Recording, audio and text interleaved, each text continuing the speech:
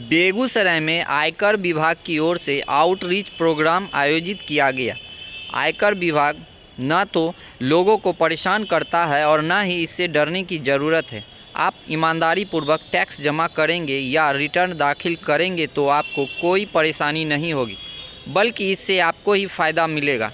Tax भरने से आपके कारोबार को विस्तार देने में बैंक आपकी सहायता करेंगे। ये बातें बुधवार को विभाग की ओर से आयोजित आउटरीच प्रोग्राम में बिहार झारखंड के प्रधान मुख्य आयकर आयुक्त जयंत मिश्रा ने स्थानीय एक होटल में कही। उन्होंने चिंता जाहिर करते हुए कहा कि बेगूसराय में करीब 20,81,266 लोगों के पास पैन कार्ड है, लेकिन मात्र 96,000 लोग ही नियमित रूप से रिटर्न भर रहे हैं। यह आंकड़ा 5% से भी कम है, जबकि देश में 75 करोड़ पैन कार्ड धारक हैं। इनमें से मात्र 10% करीब 7.25 करोड़ की टैक्स देते हैं। कार्यक्रम में मौजूद लोगों से आह्वान किया कि वे टैक्स भरने में रुचि दिखाएं और कम से कम 10% लोग रिटर्न जरूर भरें। जिले में सर्वे भी होगा और विभाग की ओर से 133A और 133B के तहत कार्रवाई भी होगी।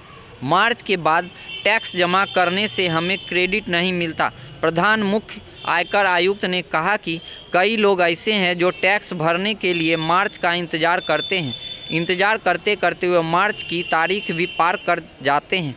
ऐसे लोग मार्च के बाद जब टैक्स जमा करते हैं तो उन्हें ब्याज भी चुकाना पड़ता है और काम करने के बावजूद टैक्स जमा करने का क्रेडिट विभाग को नहीं मिलता। ब्याज देने से बेहतर है कि समय रहते टैक्स जमा करें। टैक्स जमा करने से फ़ायदा कैसे उन्होंने समझाया कि किसी भी प्रदेश में से जितना टैक्स केंद्र सरकार को जाता है उसमें से 85% संबंधित प्रदेश को लौटा दिया जाता है। इन्हीं रुपयों से राज्य में कई तरह के विकास के कार्य होते हैं, उद्योग धंधे लगते हैं, रोजगार के अवसर पनपते हैं। इस कारण टैक्स जमा करने से बचने की प्रवृत्ति को छोड़े। विभाग का अपना भवन बनने में समय लगेगा।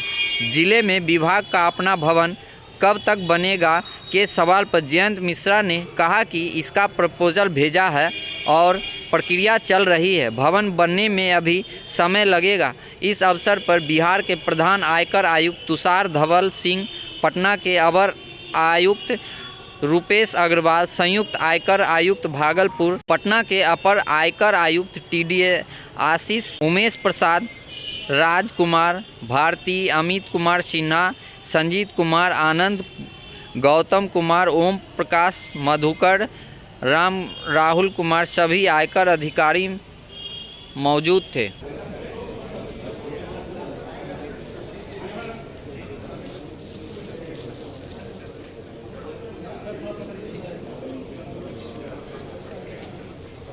आप लोग के बीच में मैंने कहा कि हम आए। अभी कुछ माह पूर्व ही मेरी पोस्टिंग हुई है, जैसा कि हमारे साथी ने बताया आपको, यहाँ पर पटना में इंचार्ज के तौर पर। और मैं देख रहा हूँ कि यहाँ पर बहुत असीमित संभावनाएं हैं। जो पहले मैं आपसे ये बताऊंगा कि एक तो जो हमारा पिछले बार का टारगेट था वो 18,000 करोड़ से अधिक का था और ये बड़ा मुश्किल प्रतीत हो रहा था कि 18,000 करोड़ रुपए बिहार और झारखंड से इकट्ठा हो पाए। लेकिन आप सबके सहयोग से, सारे हमारे करदाताओं के और चार्टर्ड अकाउंटेंट्स, एडवोकेट सबके सहयोग से ये टारगेट पिछले वर्ष पूर्ण हुआ और मैं आप सभी को बधाई देता हूँ। हमारे सारे करदाता, रिप्रेजेंटेटिव, आयकर हमारे अधिकारी, कर्मचारी सब इसके धन्यवाद के पात्र हैं। परंतु इस बार टारगेट और अधिक हो गया। अब 20,060 करोड़ रुपए का टारगेट है इस वर्ष और हम थोड़ा पिछड़ रहे हैं।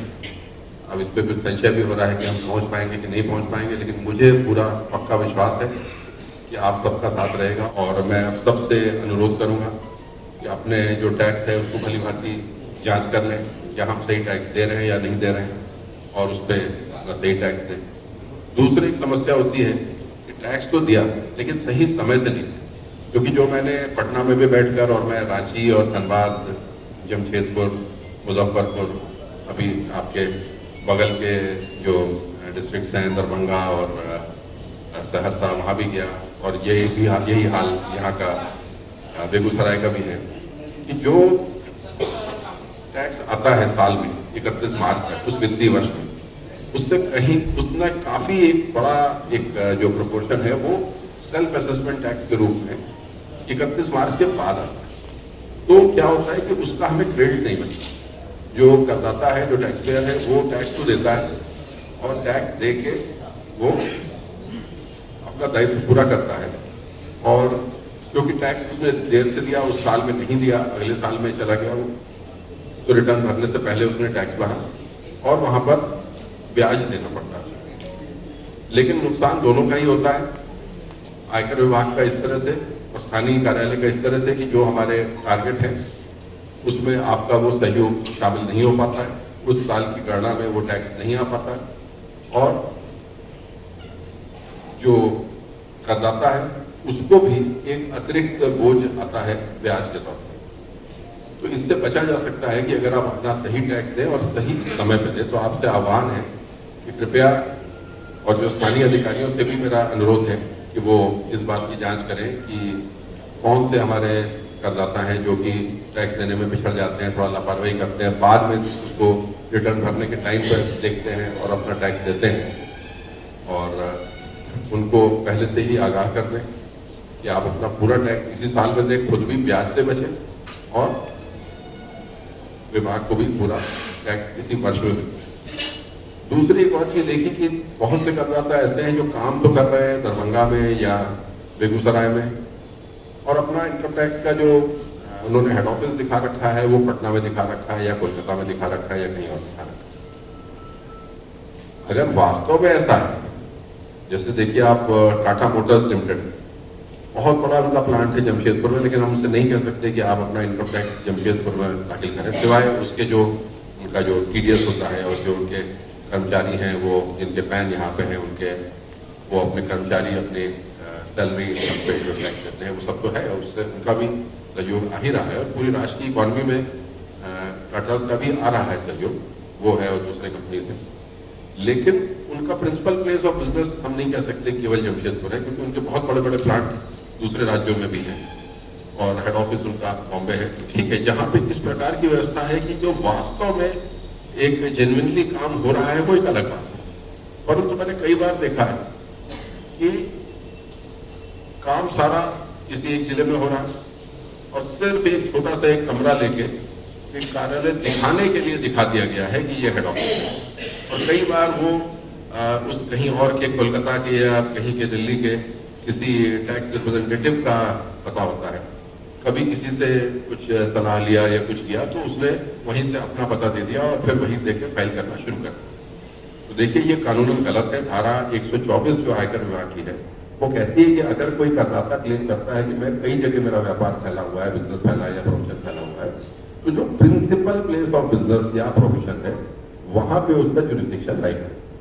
तो जो ये प्रिंसिपल प्लेस ऑफ बिजनेस है, अगर कोई ऐसा व्यक्ति है, मान लीजिए कोई प्रोफेशनल है जो 15 दिन कोलकाता में काम करता है, 10 दिन बेगूसराय में है, 5 दिन पटना में है, तो वो अगर कोलकाता के लिए कह रहा है कि मैं मेरा कोलकाता ही है तो ये बात अलग हो जाती है।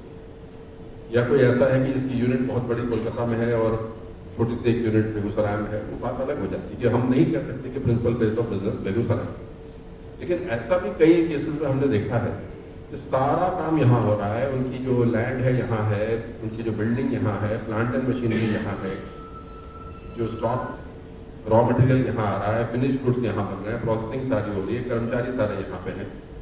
लेकिन सिर्फ ये कहना कि साहब हमने बैंक अकाउंट जो लिया है वो लोन जो है हमने कोलकाता के बैंक से लिया है या दिल्ली के बैंक से लिया है, हमने पता वहाँ पे हेड ऑफिस वहाँ दिखाया हुआ।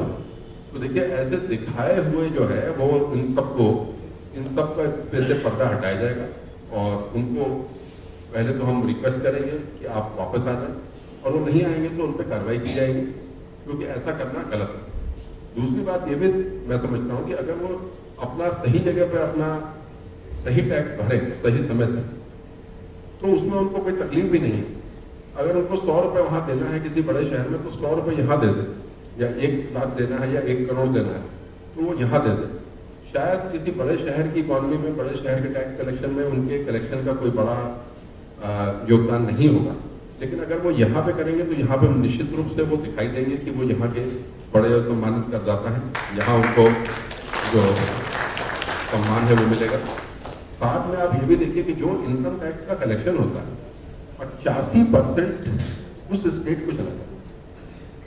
तो अगर 85% जा रहा है और आप अगर बिहार के निवासी हैं और आप बिहार की बजाय किसी अन्य स्टेट में अपना रिटर्न दिखाते हैं हेड ऑफिस और वहाँ पे टैक्स देते हैं, तो आपके बिहार को आपकी जो मात्र राज्य है, होम स्टेट है, उसको कुछ टैक्स का जो ये लाभ नहीं मिल पाता।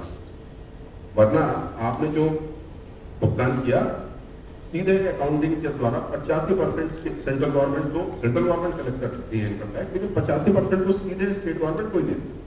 और बाकी उस 15% में भी फिर विचार होता है कि कितना कहाँ क्या डिफेंस के लिए कितना चाहिए, कहाँ किस चीज़ के लिए कितना चाहिए। और कुछ टैक्स ऐसे होते हैं जैसे देखिए कस्टम्स है, कस्टम्स जो है 100% सेंट्रल गवर्नमेंट है, तो सेंट्रल गवर्नमेंट के पास अपने सोर्सेज भी हैं और ये 15% जो इनकम टैक्स है वो भी उसी पूल में चला जाता है कंसोलिडेटेड फंड ऑफ इंडिया में और वहाँ से खर्च होता है, लेकिन उससे भी कुछ अंश आ सकता है, आता ही। और जो आपको मालूम है कि जो टैक्स आप दे रहे हैं उससे ही कितना विकास हो रहा है। आप देख रहे हैं कितने सड़क बन रहे हैं, कितने पुल बन